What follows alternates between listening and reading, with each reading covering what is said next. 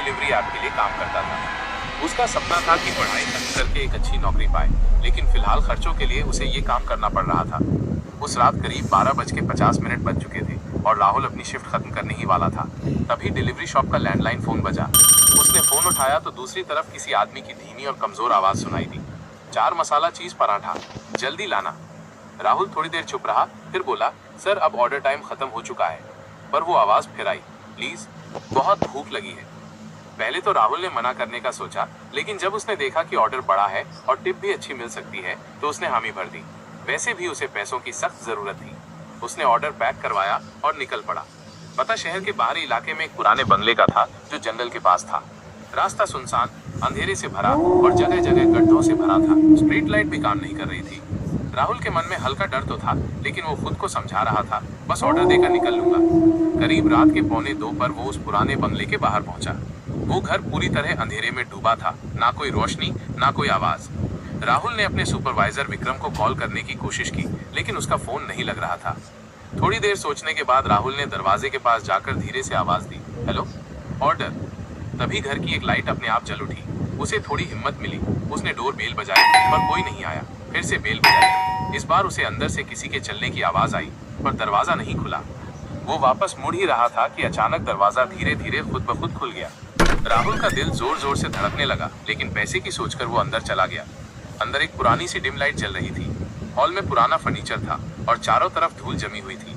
कोई इंसान नहीं दिख रहा था। तभी एक जंगली बिल्ली दौड़ती हुई आई और एक कमरे की ओर भागी। जैसे ही वो बिल्ली उस कमरे में घुसी, उस कमरे की लाइट और टीवी अपने आप ऑन हो गए। टीवी से बच्चों की हंसी की आवाज आ रही थी। राहुल थोड़ा घबराया, पर हिम्मत करके उस कमरे में गया।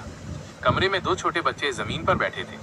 दोनों उसे बिना पलक झपकाए देख रहे थे। एक कोने में एक बूढ़ी महिला बैठी थी। चेहरा साफ नजर नहीं आ रहा था। राहुल ने धीमी आवाज में कहा, आपका ऑर्डर लाया हूँ, पेमेंट कौन करेगा? बच्चे कुछ नहीं बोले।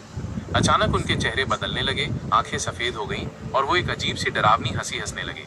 बूढ़ी महिला उठकर खड़ी हो गई और कहा, माइनस, तुमने देर कर दी, अब कोई बाहर नहीं जाता। राहुल का दिल जैसे रुक गया। वो तुरंत बाहर भागा, पर जैसे ही उसने मुड़कर देखा, वो तीनों महिला और दोनों बच्चे माइनस उसके पीछे खड़े थे। वो डर के मारे दौड़ पड़ा। बाहर निकलते ही उसने अपनी बाइक स्टार्ट करने की कोशिश की, पर बाइक बंद हो गई। उसने देखा कि बाइक का टायर पंक्चर हो चुका था। अब उसके पास कोई चारा नहीं था। उसने पुलिस को फोन मिलाया, कॉल लग गई। तभी राहुल ने बाइक के रियर व्यू मिरर में देखा, माइनस वही तीनों परछाइयां उसके ठीक पीछे खड़ी थी, धीरे धीरे उसकी ओर बढ़ रही थी। राहुल डर के मारे बाइक वहीं छोड़कर जंगल की ओर भागा। दौड़ते दौड़ते वो थककर एक बड़े पेड़ के पीछे छुप गया। उसकी सांसें तेज चल रही थीं। आंखें बंद कर वो भगवान से दुआ मांगने लगा। कुछ देर बाद उसे पुलिस की सायरन सुनाई दी। उसने जैसे तैसे हिम्मत जुटाई और वापस बाइक की ओर दौड़ा। पुलिस वहां पहुंच चुकी थी। राहुल ने सब कुछ उन्हें बताया। पुलिस उसे साथ लेकर बंगले तक गई। उन्होंने पूरा घर छान मारा, लेकिन वहां एक जंगली बिल्ली के अलावा कुछ नहीं था।